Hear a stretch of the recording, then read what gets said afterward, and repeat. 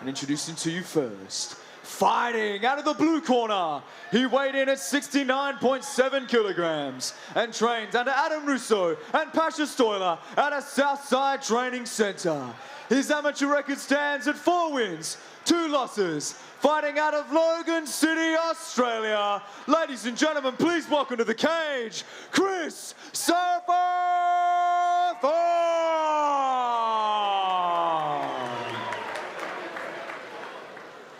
And introducing his opponent, fighting out of the red corner.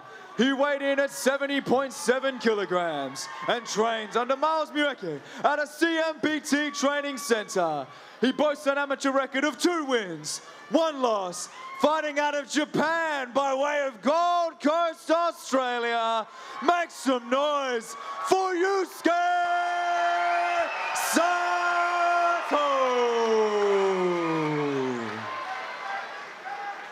And when our action begins, our referee in charge, Claire Fryer. Southpaw Sharks standing up for their man, Yusuke Sato in the red. Welcome back, Chris Thorne.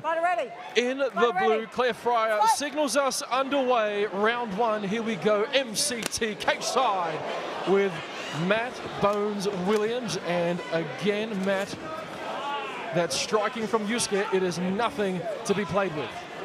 Yeah, apples and oranges here at the moment. You can see a real distinct difference in the style, the rhythm, the cadence of both fighters. The karate fighter, Sato, assuming that big, long, wide base, and that'll allow him to blitz in fast, just like that.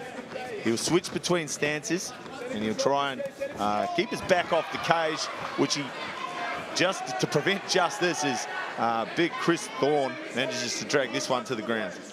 Explosive first minute of action here in round 1.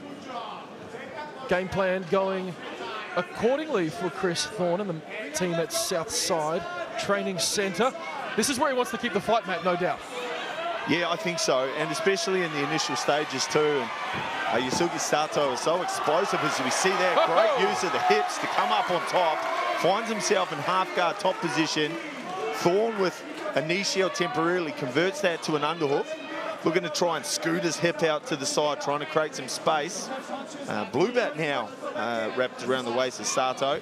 A short while ago, it was a Versace robe, which I hope he gives back to me after the show. Does well to get back to his feet. Does Thorne, he pushes it back towards the fence. Here we go. A big pick and left. And places him down very gently in the corner. Pummeling again once, trying to drive in to connect his hands underneath the hips of Sato. Doing well to create an angle for himself. Look at that left arm that Sato's using to blade across the hips. That's putting pressure on the left shoulder of Thorne. Persevering, driving forward hard. He knows where he wants this fight. Impressed already with the improvement in the grappling abilities of Sato. The CMBT team working him hard out there. Jesse and Brenton Mumford and co.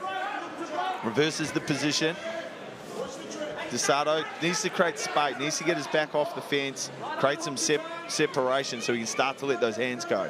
Well, to your point, Matt Williams, we saw Yusuke's takedown defense up against the cage early on last year in May of 2023 up against Alexis Roger. Both those guys got a fight of the night performance. He's on a 2-fight win streak, coming back and being victorious in September last year over Max Williams, and he seems to be in a bit of bother up against the cage. Chris Thorne starting to open up with some strikes of his own. Yeah, Chris Thorne maintaining that good hit position underneath the chin of Sato, which stands him up tall. Final clappers go, 10 seconds left, and a fight where Chris Thorne's really been sitting at the driver's seat, one arm out the window, sunglasses on. Good opening stanza for Chris Thorne to open up the account of this one, team. To EternalMMA.com and make your purchase. Round 2.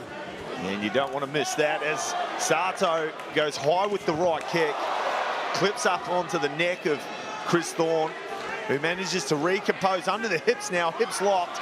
But Sato doing well to stay on the neck, threatening the choke of Chris Thorne, who puts him back down up against the cage. Good, strong chest-to-chest position from Thorne, making Sato carrying all of his weight there like a wet denim jacket. And a heavy one at that, Matt Williams. Great defense from Yusuke Sato. And I just had a look at Chris Thorne's record. The last time he fought was in 2021. So that time in between drinks, Matt Williams serving him well so far. Yeah, so you can make a couple of things happen when guys go away for that amount of time, and it's they either are sitting on the couch eating cheesels with me, or they're in the gym working super hard and making improvements. So it's a real unknown quantity, but what it does often mean is that it takes you about a round to come back into your form, to find your timing, to get used to the bright lights of Eternal once more. And Chris Thorne seems to be really settling into this one. We can move on over. If you are having Cheetos on the couch, I'll come and join you, Matt Williams. Great reversal from Sato. Thorne still with double unders, fighting hard. With half a round gone here in round number 2, I'd like to see a little bit more urgency with Chris Thorne. He's established himself as a threat up against the cage. He's worn on Sato. I want to see him potentially try and drag this one down to the mat, or a little bit of dirty boxing going, just to make Sato feel his hands. Sato doing well to defend the takedown, but he himself probably needs a little bit more urgency. Also needs to create some separation. So dangerous when he's on the outside. We saw that head kick to open up round number 2. That was lightning fast. Small cut above the left eye of Chris Thorne as they edge around the cage in front of us. They've done almost a 180 right in front of the commentary booth here. It doesn't appear too severe, as he weighs heavy on that left underhook, that right underhook of Sato. Great head position. Got the wrist trap now, does Chris Thorne. Will he open up with the left hand? And he starts to. Good cage control from Chris Thorne. Sato using his far side left hand to try and free himself up. Will he try and spin out the back door? We will see. 25 seconds to play now. Hard punches from Chris Thorne up onto the chin of Sato. Those are big punches from the man from South Side, and it seems to be the story here in this bout. Both gyms going head-to-head. Paul Stoiler in the corner of Chris Thorne, Miles Mueke and Jesse Yada giving their counsel to Yusuke Sato. Fakes the flying knee, now goes up high with a head kick to close round 2. Oh my, Matt Williams at the UFC Apex in Las Vegas. Third and final round underway here at Eternal 83.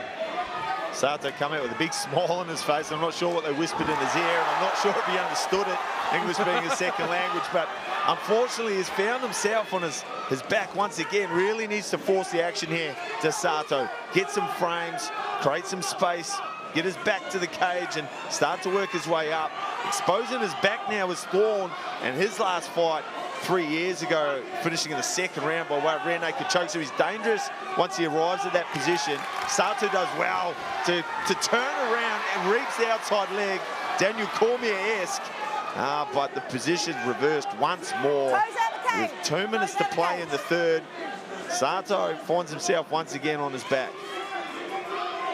Well, after 3 long years, Chris Thorne returns with a vengeance here at Eternal 83, and a great look in the eyes of the judges. Side control for Thorne now. And his side control, so the top player here needs to focus on controlling the head and controlling the shoulders. This is a pinning position, but if he wants to cause some damage, he needs to create some space, as he does just there. And that's Sato's opportunity to insert some frames to off-balance Thorne. Good heavy top pressure at the moment from Thorne. Needs to be careful not to go too far across, as he does, and that creates a little opportunity for Sato, but an unusual, almost a half Nelson position. Under the neck now with the right hand is Chris Thorne. That one was close, Matt Williams. Sato proving to be a tough escape artist as it stands, but positional control still well and truly in Chris Thorne's favour. Yeah, with a minute between us and the judges, it's Thorne in the driver's seat as he sits atop Sato's hips. Sato needs to get those hips moving and off-balance Thorne so he can start to work his way up to a sweep or back to his feet.